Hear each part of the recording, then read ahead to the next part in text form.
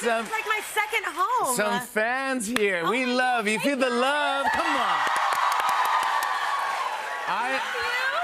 You look phenomenal. I also love the album cover, by the way. It's awesome. I can't wait for you to listen to it. I know, I'm freaking out. I've heard 3 songs off it now, but Yep. I love it. I got to see you recently at the Met Gala. Yes, we did. Do you remember? We did. I bothered you because I just. Do I bother you when I say hi to you in public? Oh my! You're a comfort person for me when I Oh, yeah. say hi to you. And also, by the time that I saw you, it was that when we were coming out, and I was very drunk because I had No, because I didn't get that vibe. you did because I was so stressed in the beginning. I wish that you were there for I know. for the line to the Met Ball. Because you were so funny. Well, first of all, here you are looking stunning at the Met Gala, right? Gorgeous, ooh la la. Thank you. Just so you know, this is the face of a woman who is stressed.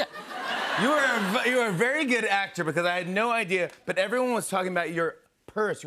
You had an ice purse. Let me tell you this story, and let me tell you guys this story. I wish that you were there in that line, because I don't know if you guys know, but you're not allowed to take anybody with you to the Met Gala. So if you are wearing like a complicated dress or anything, like you're just there, you're just you have to go. raw dogging the Met Ball. Yes. The Met Ball, you know? And so I get there, and I'm wearing, I get this purse that we took out of a freezer, which was ice. A block of ice. It's just a block of ice. I love this idea. It's gorgeous. A flower and a block of ice. Right, just water, frozen. Beautiful.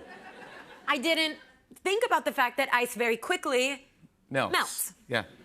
And so I get there, and it's just like my worst, just the nightmare situation where it's like suddenly the clutch breaks.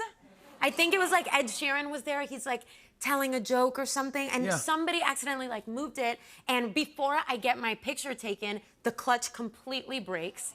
I have like literally 6, like I have like poet laureate Amanda Gorman, you know, like rising actress Rachel Sennett, Kaya Gerber, like Emma Chamberlain. They all like turn around and they're like, oh, because my purse like just like broke. And, you know, But it's not a normal purse. No, it's not a normal purse. But I was just stressed because this was just unplanned, and it's just like this is like the thing that you least want to happen is a bunch of like famous people looking at you having a breakdown during the line before you take your picture at the Met Gala. So what did you do?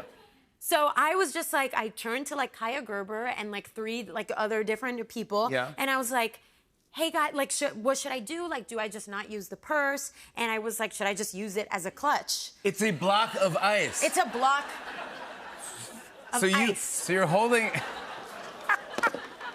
You're holding, glamorously, by the way, I will say, glamorously holding a block of ice. You don't even look like you are freezing. You can't feel. I was so done. I was so done. But by the way, you can't feel your hand.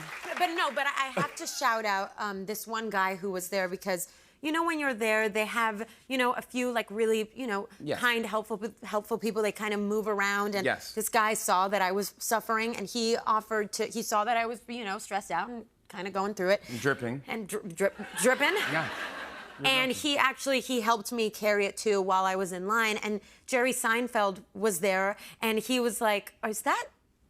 And I was like, "Yes, Jerry, it's ice." Yeah. And he's like, can I put it in my cocktail? Yeah. Can I put it in a drink? I want your purse and my martini. That's a really good impression. He gave this guy a handkerchief, and we kind of like traded holding the ice. He's the best. He's the best. But anyway, then you know, like I said, by the time I like put it on a bush while I was doing interviews. I was like, why not? It helps the plants grow. It's just water, right? Just water. There was a rumor, by the way, that your purse was like $25,000 or something.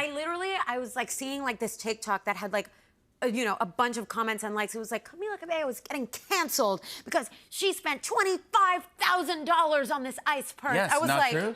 Guys, it's water frozen. It's frozen water, yeah. You can make it at home. Yeah. Get a flower off of, at your local florist and freeze it. Right. Yeah. It's however much water costs plus a rose that we got from Etsy. Like, but that's perfect. But it's perfect. It makes me laugh that it would happen to you because these are the things that happen to you. Can you talk to me about the story? You and Lil Nas X. This is an Instagram post he did. He said, the fact that we actually got stuck in an elevator for an hour, trauma bond. You got stuck in an elevator with Lil Nas X? We got to know each other a lot. Wait, all right, walk me through it. Walk me through it. I guess I was also had some alcohol that night also. Wait, which I'm sorry. Yeah, this is a theme. This is a terrible theme. You got to be careful. No, it hasn't happened in the past few weeks. Yeah. But that month, I guess I was inebriated Yeah. a few times a week. But this was for a special occasion because our song "He Knows" came out. That's right. You did a Hello? song. You did a song with Lil Nas X. We did, Yeah. and yeah, so we did that song. And so I was like, you know, we went out to this club called Heart in LA. And, you know, we had some drinks. They him and his friends came over to my apartment. And so we weren't thinking super clearly when we said, everybody just get in. Just get in the elevator. Because we could all fit. You had a bunch of friends with you. We had a bunch of friends. Oh, no. And Nas was like, no, it's okay. I'll take the next one. Like, it seems a little crowded. We're like, pfft. No, we all fit. Come on, we're having the best night. It's 2024. Like, things don't break. Yeah. Exactly. It's fine. Yeah, don't you know? Yeah, come on, get on. Suddenly, you know, that thing that you never want to happen happens where it's like, and the lights did flicker. Oh no. This is like an M. Night Shyamalan movie. It really was. And yeah, suddenly, you know, you're stuck in an elevator with 20 we're stuck people. in an elevator. There's like the elevator is full of kind of like glass mirrors, and it starts steaming like a sauna. And somebody with very twisted humor writes like, "I love it," as if it's like a shower bathroom. Yeah. While people are, there's like a couple people. And you're like, wishing. Like, does anyone here have an ice purse? Yeah. I'm like, this is the perfect time. Does anyone here have an ice purse? Does anybody here have $25,000 for an ice purse? Oh Anybody my have God. 25 So how long bucks? did it take you to get out? It took us an hour. Oh my gosh. But people were like, you know, people were scared. Nobody got hurt. No, but I would freak out. People did freak out. Because are you claustrophobic? I'm not claustrophobic, but there was the two people. Only takes one person. It takes one person. Totally. It was me and my other friend Tati, who's actually here, we were the people that were like, everybody come in. She was the first person to go down and start being like, guys, I'm having a panic attack. Yeah. Patrick Ta, you know, like Patrick, my friend Patrick. Nobody knows that Patrick Ta's my friend, clearly, in this crowd. It's okay, he's my friend. He started like having a panic attack. I'm like, somebody tell the cops that Katy Perry and Orlando Bloom are stuck in here because they live in my building. And I was like, what? we need to list the most important people in the They live in your building, so you're like, this is Katy Perry. They thought Come save me. Yeah, they thought I was like joking. I was like, no, I'm not kidding. Like, Honey, it's me, Orlando. Forbes. Send the cops. Yeah, I was like, we need Forbes top 5 to be like in danger And right did it work? now.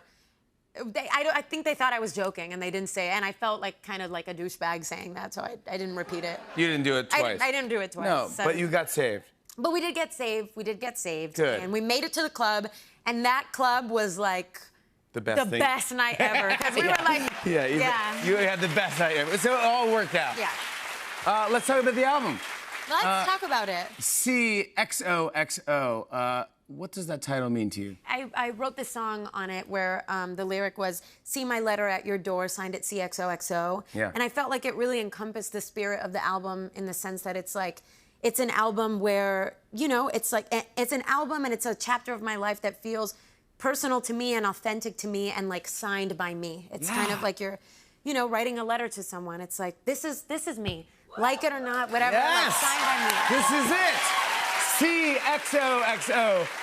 This is your fourth studio album. Congrats on this. But this is the first album with no co-writer. Yeah. This is all you, bud. This is all me, baby. Yeah. Is that nerve-wracking? Is it fun? Is it? It was at first. You know, I think I had to.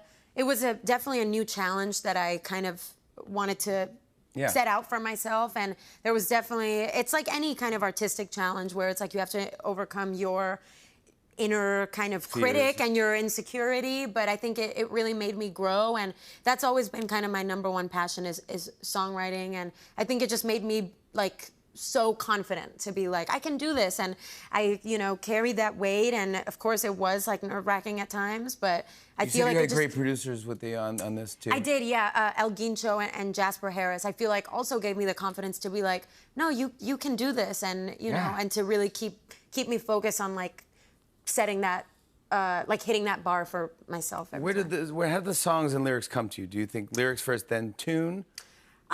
They kind of come from anywhere, but I usually start with chords, and then I write down things on my notes all the time. So any images or things that strike up, like anything interesting to me. Like I was actually thinking about, you know, coming to do the show tonight, and I was thinking about, for example, like our friendship and how we've gone way back, and looking at the Tonight Show Instagram and whatever, and I actually kind of had the beginnings of a song.